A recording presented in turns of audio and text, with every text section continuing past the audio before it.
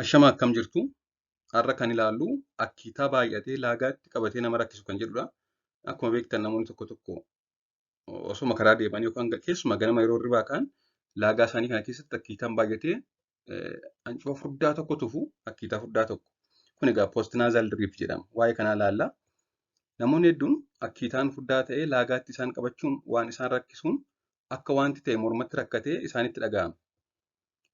Noormaalii guyyaa guyyaan xannachoonni funyaanii fi laagaa keenya keessa jiran akkiitaa kana hanga litira tokko oomishu. Dhangala'aan kunis erga dalagaa isaa kan akka funyaaniif laagaa jiisee qilleensa nuti keessatti fudhannu qulqulleessee dalagaa kana raawwatee booda hancufa waliin osoo nuti hin beekin liqimsina. Guyyaatti hanga litira tokko jechuudha. Kun egaa nam tokko noormaalii kan qabudha. Yeroo kana mallattoon tokko hin jiru nuttis hin dhaga'amu jechuudha. Poostinaazal diriip kan jennu yookaan akkiitaan laagaatti qabatee kan nama rakkisu immoo hangi barbaadamu ol oomishamee laagaatti akka waa qabatee nutti dhaga'ama. Yoo baay'ee oomishame yeroo kanas egaa yoo baay'ee oomishame laagaatti akka waa qabatee nutti dhaga'ama. Kana malees sagaleen ni cufama. Qufaan illee jiraachuu danda'a. Yeroo tokko tokko hundam kiroonik kaaf kan jedhamu namoonni yeroo hedduu qufaan dhibee kana qabu. Dhibee biraa osoo hin ta'in. Kanaaf amma hakki jedhanii tufanii baasu laagaa qulqulleessu. Kana malees wanti kun foolii afaanii ni jijjiira. Akkasumas daandii laagaadhaa gara gurraa geessitu istaachiyaan tuub kan jedhamtu cufuudhaan infekshinii gurraaf nama saaxila. Wanti kun jiraachuun.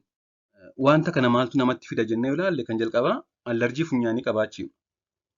Allarjii funyaanii yookaan allarjii kiraanaayitis kan jedhamu kan hawaasni keenya saayinsii jedhee waamu kan jennu wantoota noormaalii nama hin miinetti namni sun allarjii godhatee yeroo funyaan isaanii seenan tasa sinsinnaa'uun haxxiffachuu, furraa'uu, funyaaniif ija hooquu fi kan kana fakkaatu qabaachuudha.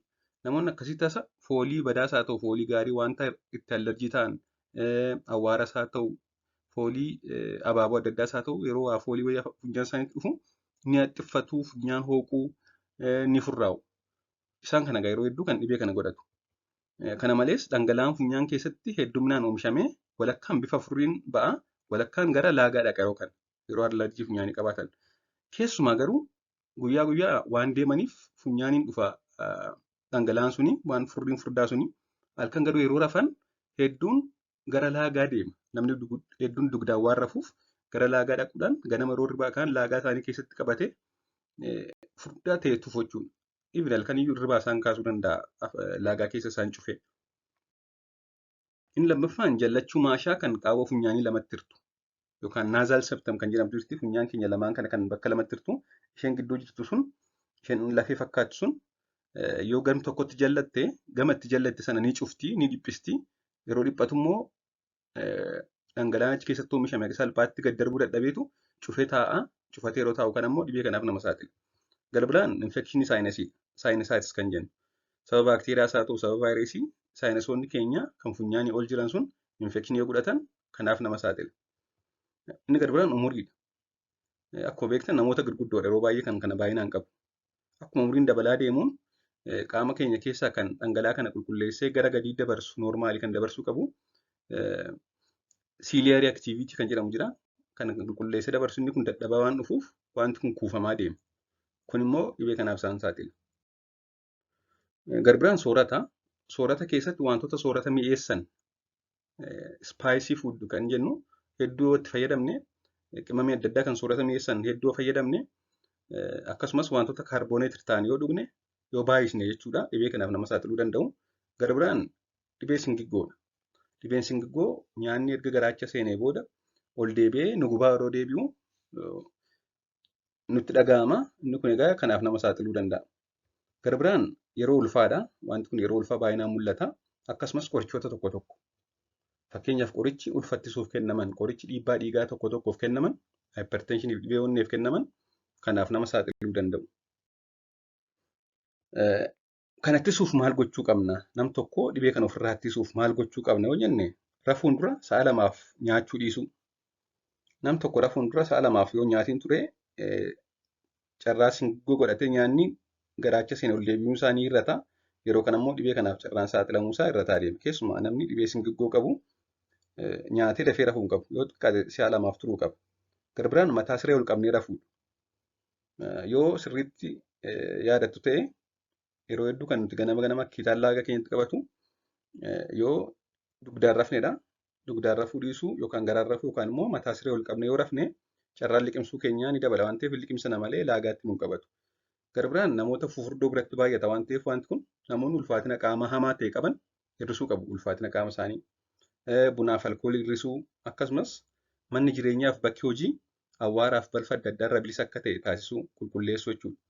Awwaarrii fi balfa adda addaa yeroo gara funyaan keenyaa dhufee funyaan keenya qulqulleessee hambisuu dhangala'aan kun baay'inaan oomishama. Baay'inaan oomishamnaan immoo dhibee kanaaf nu saaxila. Furmaataaf namni dhibee kana immoo akka furmaataatti ittisuutu hin ta'in akka furmaataatti kan gochuu qabu furmaanni isaa akkaataa dhibee isaa irratti hundaa'a. Dhibeen kana fide yoo furame dhibeen sun ni furama jechuudha.